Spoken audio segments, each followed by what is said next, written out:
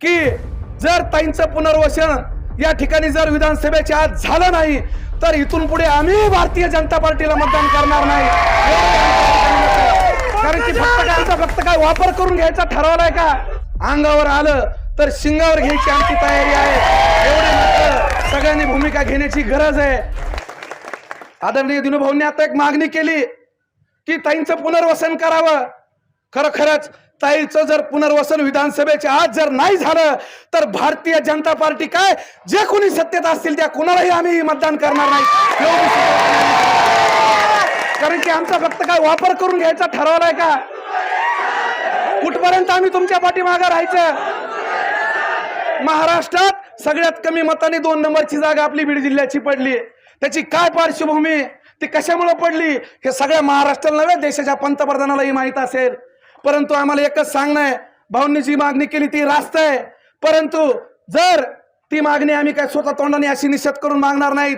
ज्यावेळेस वेळ येईल त्यावेळेस एवढं मात्र सर्वांच्या साक्षीच्या वतीने सर्वांच्या विश्वासाने सांगतो की जर ताईंचं पुनर्वसन या ठिकाणी जर विधानसभेच्या आज झालं नाही तर इथून पुढे आम्ही भारतीय जनता पार्टीला मतदान करणार नाही। कारण की फक्त राजकारण आमचा पिंड नाही। राजकारणात आम्हाला पद पाहिजे नाहीत। राजकारण या ठिकाणी कुणी ही सर्वसामान्य लोक राजकारणासाठी काम करत नाहीत, पण कुठेतरी स्वाभिमान अभिमान आमचा राहिला पाहिजे ओबीसी समाजाचा, म्हणून आम्हाला ही गरज आहे। आणि जर आमची गरज तुम्हाला नसेल तर एवढं सांगतो परत की आम्हीही कुणाचे नाहीत हे समजून या ठिकाणी काम करा।